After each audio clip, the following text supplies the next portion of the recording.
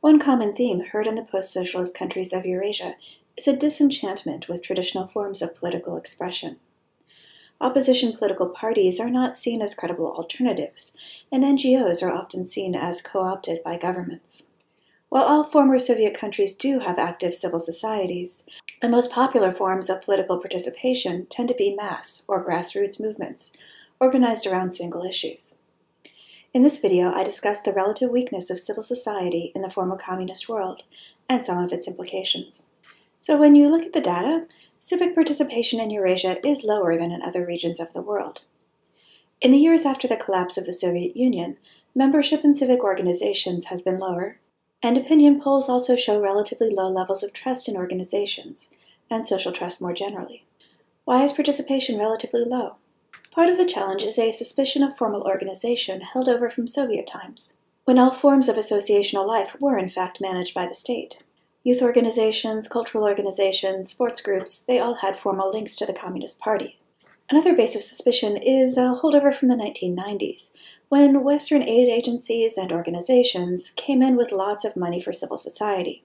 While only a small segment of the population likely shares authoritarian government suspicions that this international funding meant these NGOs were part of a regime change conspiracy, a common sentiment is that these organizations are just in it for themselves.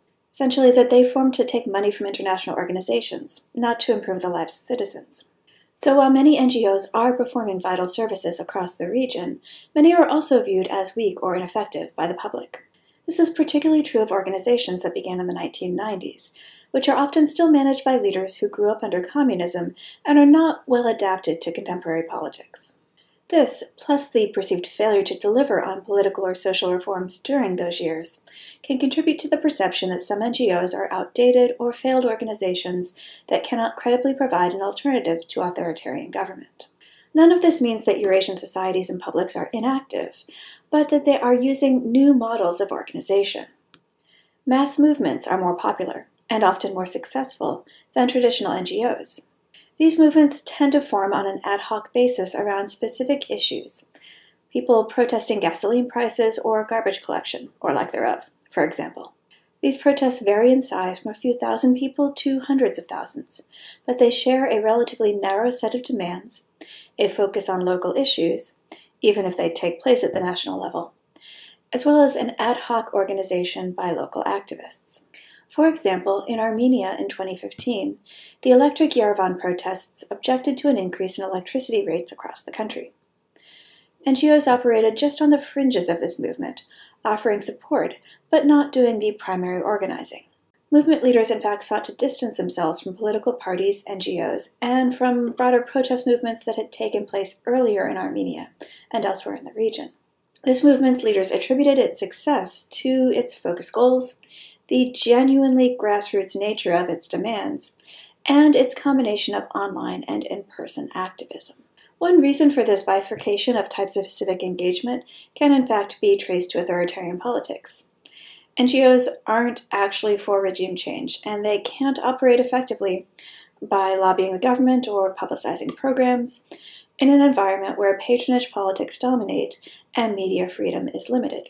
Oftentimes, NGOs that are able to operate do compromise with the government. And oftentimes, the most effective way to actually advocate for broader change is through street protests. Mass movements' lack of formal leadership and organization can be an effective way, then, to avoid repression. But it also limits the ability of these movements to move beyond these limited goals. In order to maintain pressure and enact policy, more durable organizations are needed. I think we can expect to see a maturation of mass movements into more traditional forms of civil society or political participation over time. A new generation of leaders is in fact training itself through mass movement mobilization and can learn to apply these tactics in new ways. For example, several members of pension-related protests in Armenia later formed the main opposition political party in Armenia. And when it is possible to organize and influence the government through lobbying, NGOs flourish, as in Georgia.